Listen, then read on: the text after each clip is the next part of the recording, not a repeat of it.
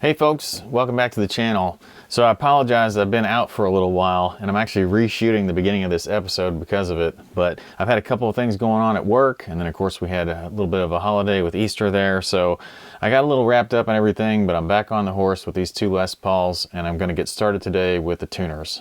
So if you weren't aware, the tuners on the earliest of these Les Paul Studios, and actually the bridge and the tailpiece for that matter, were all made by a German company named Schaller. What I've done is I've actually not been able to source a original set of 80s tuners, but I have obtained a set of Schaller Gibson style tuners, and I'm going to be using these on the build today. They're very similar to any other Gibson tulip style tuner, except they do have the double rings that's indicative of some of the earlier style tuners, but I actually kind of like that style, and we'll see how they look on this model. So very briefly, while I do call these Gibson style tuners, they aren't actually the original style tuners that have the press fit bushing in the hole and then the stem actually slips down through those. These are actually the style that have a threaded bushing that threads all the way through the front of the headstock and into the tuner itself. We're going to install these, and by the way, right now, just looking at these Schaller tuners versus the originals, they are matching up exactly with the previous holes, and they're going to cover all the damage that the original tuners made in the headstock, so they're the perfect choice right now for me. One thing I actually like about the Schaller style tuners is that the bushing itself actually has a little bit of a lip or a step in the bushing so that the washer actually sort of drops into the headstock hole and actually prevents the washer from moving around. Yeah, these are fitting actually quite perfectly, and I will actually show you a picture of the back of the Schaller tuner. Instead of saying Gibson Deluxe down the back side, these actually have a Schaller logo on the left side and Deluxe on the right side. Other than that, they're almost indistinguishable from the original style tuners, I guess except for maybe a slight difference in the radius on the corners and that double ring on the keystone itself. So the back side of the headstock might not be as obvious, but the front side of the headstock shows, you know, pretty much how well these tuners fit. They actually hide the posts because of the way the double rings are designed. The nickel shows through on the face of the peg head, but not in the actual stems. Now while I'm at it, ironically, I have a set of 80s gold Schaller tuners to install on the white 2006 Les Paul, so let's get started on that. Well, I'm not off to the best start here on these gold tuners, and really the reason is because I was promised a set of Schaller Deluxe tuners with the red Les Paul that were gold, and I got 6 tuners that were gold, but only 5 of them are Schaller Deluxe tuners, and one of them is a Gibson Deluxe tuner, and you can see the difference in the two if you look closely. There's a double ring tuner for the Schaller itself, and then a single ring tuner for the Gibson Deluxe tuner. And not only that, but I'm actually missing one of the washers for the front side of the peg head, so I'm only going to be able to install 5 of these today. Luckily though, these are fitting quite well. They're hiding all the previous damage of the other tuners, and I think they're going to just go in the holes with no modifications. Well, they are fitting actually quite well, and I'll get a still picture of the back of the headstock once I install these other 5. So I learned something today, and that's something you can probably see at this angle pretty readily. That's the Schaller Deluxe tuners that are double ring are all the same, I don't know, distance away from the peg head, I guess you would say, but the Gibson Deluxe tuner with the single ring is actually shorter than the other 3. So this one down here at the bottom sticks in more than the rest of them. That's not going to be able to stand, so I've got to find a replacement for that that's a double ring. And then just a quick view from the front. I really like the looks of the gold tuners against the peg head. I just really had to find a washer for this one, and of course I need to replace this one with a double ring, and you can also see the difference in the heights from this angle. Alright, well, the tuners that I had, the Schaller gold ones, they actually didn't work out, and I think I told you the reasons why, but here I am coming back from my little vacation that I had, and I actually have had to reinstall a new set of tuners entirely. So this is a Grover Deluxe set. They're not the double ring tuners like the Schallers, but man, all the parts are there and they fit great. They cover all the damage and they look great front and back. Anyway, I'm going with these and we're going to keep on plugging in parts in this thing. All right, so the tuners are installed, and really, honestly, now that I'm going back over the parts that I received with some of these builds, I think really the only thing you can count on when you order a husk body is that the husk itself is going to be intact, and really don't count on any of the other parts being original or not, because honestly, this body came with a switch that I thought was original, and it turned out to be a cheap imported, probably Epiphone, maybe not even that style switch, and original wire, but that's about the only thing original about this setup. Now, I've got some other parts to go in, but I do need to get this rhythm and treble switch plate off, and that's really because I'm switching to cream on this guitar, and these happen to be glued down, so you have to be really careful when removing them. So I'm going to use my trick of a razor blade that's got cellophane tape wrapped around each edge, and I'm going to try to get under it and remove it. Well, that turned out to be pretty easy. This is glued down with some double-sided tape, but it's really not that bad. And I'll use some Goo Gone to get rid of this. And then there's some sanding that somebody has done here in the body. That's the next thing I've got to address, and I'm going to start hand polishing this area right here. All right, on this spot right here where there's some adhesive left from the old Ribble and treble switch, which I assume has been on there since day one with this guitar. But anyway, with that old adhesive, I'm just going to have to let some Goo Gone sit on that for quite some time, and I really don't want to affect the nitro. So what I'm going to do, instead of letting this stuff run like all down into the body and everything, I'm going to spray it on a paper towel, get it nice and wet, and just lay it on that spot and let it sit there for a while. Just sit just like that. And I may actually set something on top of it, so let's just set this bottle on top of it to hold it down, and I'm going to leave it just like that for a little while. All right, let's work on a little bit of electronics. I'm going to start with this white Les Paul here. Now, I actually tried some, I don't know if you would call these long shaft pots or not, but they're maybe about a ½ inch, maybe a little bit longer than that in terms of threads, and they just don't poke through the cavities far enough to actually reach out of the control cavity through the back side all the way to the front and get a nut and a washer and all that good stuff on there. I actually had to order another set of pots, this set here, that's got like a full, I don't know if that's 3/4, maybe it's 1 inch, but it's a lot longer pot shaft, and 500K. And these are from the Art of Tone. By the way, the Art of Tone sells CTS pots, but they actually brand the pots with TAOT on the back, so it's not like you're gonna get a normally branded CTS pot out of the deal, but they had a good price and they had good ratings, so I'm gonna try these out. But these pots, they will fit all the way through and protrude with plenty of room to spare, so that's the direction I'm gonna go. Now, I've got 4 of these, and I might not need that much depth on all 4, so I might be able to use some of those other pots. We'll see. But anyway, I'm going to wire these in, see how they work. I've got a gold switch, Switchcraft switch that I'm going to install as well. And I decided to go ahead and buy a gold one. I had a nickel one that I was going to put in here and kind of fudge it a little bit. But you know what? I'm going to go all out on this guitar and just do gold everything, just to kind of match the theme. That's what it would have come with originally, although I'm not sure it would have had a gold switch. I normally only see these on higher end Gibsons, and maybe not the studio line, but let's see what we can do with these pots here.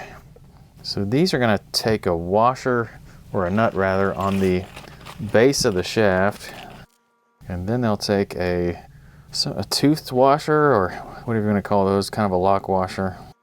So it'll just be trial and error on this, and I really only want enough of this protruding so that the threads aren't exposed. So we're going to put that toothed washer on there next. Then we'll get a smooth washer and a nut for the other side. There's going to be a lot of trial and error here. See, that's not long enough because I need this to stick through and get threaded on there, so you've got to send it down the shaft a little bit farther. The depths of these are not all equal. I think the depth on this one is probably the deepest. See, that's about right. Just enough to get the washer and the nut on there. And we'll just proceed through the rest of these 3, and I'll get these all threaded in, try to leave just enough of the shaft there where I don't have anything really exposed in terms of extra threads. Nut first. Knurled washer. Needs just a bit more. Regular washer and a nut. All right, we're in the ballpark here. I just need to orient these and then tighten them down. All right, with the pot seated, I went ahead and put the ground wire in. There's a ground wire that runs from the bridge stud all the way through the back into the cavity. And really, I just clocked these pots the way I wanted them, tightened them down, and soldered that ground wire to the back of one of these pots. So now I'm just going to keep on with the wiring. But first, I think I'm going to go ahead and try to put in the bushings for the bridge itself. So these are the bushings that go into the body for the bridge. Now, they make these in different sizes, but I don't think the really long ones will fit into a studio. I think the really long ones are meant for a custom, or maybe a vintage Les Paul, but at any rate, I'm going to try installing these. Now, that bridge wire that I mentioned actually folds over, comes out of a hole there, folds over and kind of goes into the wood, so it actually will make contact with this bushing. So that is what's going to ground my bridge and my strings and make sure that I don't get any noise. So let's see how this goes. Yeah, those are going to go in fine. I'm going to support the neck a little bit more and then finish pounding this in. Okay, those are nice. I just want to get them flush with the body and no farther. There we go, and this is just a plastic mallet. It's got a rubber side and a plastic side. Actually, I'm using the rubber side just because I don't want to do any damage to the paint itself. And I could put some tape over this, but it's already got a couple of little chips from where these bushings were removed by the previous owner, so I'm not too worried about that. Next, I've got to do the same thing with the bridge bushings themselves. So the bridge that I'm going to use is a Geiger bridge from Amazon, and I'm using this one because it's a roller bridge. It wasn't very expensive, and it has the US style bushings that I actually need. On second look, this bridge actually has bushings that are about 25 thousandths bigger than the holes, and that's even before you get to the part where they step out and get some teeth on there. So what I think I'm going to do is actually I'm going to increase the size of these holes just ever so slightly. That could cause problems for somebody who wants to go back to an original bridge, but this guitar is going to be far from original when I get done with it, and I don't think it's going to be worth reverting as a collector piece because of some of the finish damage and other things that are going on. So I'm going to go ahead and do this, and these bushings are measuring out 280. The holes measure at various points. There's 240, 265, 255, 265, 255, 260, 260, 265. So that's why they're not fitting. So I just need to increase these by really only about 15 thousandths and see where that goes. All right, well, to prepare my bridge, I have put some tape over what are already chipped holes. You know, they've got chipped paint all around the holes, but I don't want to make it any worse. And I have got a J drill bit, which is a 0.277 drill bit size, and I've actually got a K as well, which is a 0.281, just in case the J isn't quite big enough. But I'm just gonna hit these holes, just kind of go down to where they're drilled right now, no farther, and clean them out, and hopefully that takes care of my bridge fitment issues. So let's see how this goes. All right, well, that is one side, so let me just test fit a bushing before I go any more. Yeah, that is almost there. It's almost where I want it. I think I'm gonna go ahead and switch to the K drill bit. Now, let's just take a tiny bit more out here. That's much better. So still snug, but it looks like it's gonna drop in. So let me go ahead and give this a little bit of tap home. Yeah, that's gonna work out great. I'll just finish up the other one here. All right, now let's test fit our bridge. All right, I had to go off camera just for a minute and fight this bridge, but it's on there now, and it actually fits. So it's adjustable, and I like the roller aspect of it. I'm a little bit worried about the height, but we'll see how that works out when we're done. I think it's gonna be okay. I have taken a straight edge and laid it up against it, and I can get it down to the level of the fretboard, and coming up from there is what I should need to do. So I think it's gonna be perfect, but I just, you know, had to fight with it a little bit because the posts just weren't lining up exactly right. But they are now, and all good. Now these bridge, or a tailpiece rather, posts or bushings, they're going to receive some parts for the Bigsby tremolo itself. I'm debating on whether or not to use it. I've got a Vibramate that I could put on here to make the Bigsby removable. That way whoever wants to play this guitar in the future can either take it off or leave it on. I don't know, I'm thinking about not using it, but I wanted the bushings in there in either case, and the bushings themselves were only a couple of dollars. I think I'm gonna do the switch next and wire that in. I'm not quite sure I'm ready to do the pickups yet before I switch over to the other guitar and start testing some hardware on it, but let's see where this thing lands when the switch is installed. Okay, well, I was today years old when I found out that studios sometimes use imported switches. In fact, I read that they often do. So I just realized that this one that came out of the 87 is probably the original switch, but I don't like it because it's cheap and I've got a Switchcraft switch, so I'm going to switch it out. But this one is a gold switch, and it's a Switchcraft switch, and it matches this guitar perfectly, so I'm going to wire this one up with some new wire. These switches have multiple tabs. These two usually get pushed together. These are the centermost tabs, and then these outer two receive the wires for each pickup, and then there's a ground wire. I bought this 4-conductor wire, and it actually has a separate ground wire as well, that hooks, basically touches the shielding around this entire wire. But I got this style of wire because it's the same style that goes with the PCB style connector on the other guitar. And I think if I'm going to use this today, I might not need to use all 4 conductors, but I think what I'm going to do is red and white will be the pickups, the black will be the common wire, then I'll go with probably the green for the ground, and I'll probably go ahead and use it along with this bare wire. They'll both be ground. That will be a ground loop, but I don't think it'll be a problem, and if it ever is, I'll just snip this extra ground. Okay, so I've done the wiring on this switch. Basically, I've got red wire and white wire going to the 2 opposing sides. The common wire is black, and then green and bare are the ground wires. I'm gonna run this through the cavity of the body itself and then into the control cavity.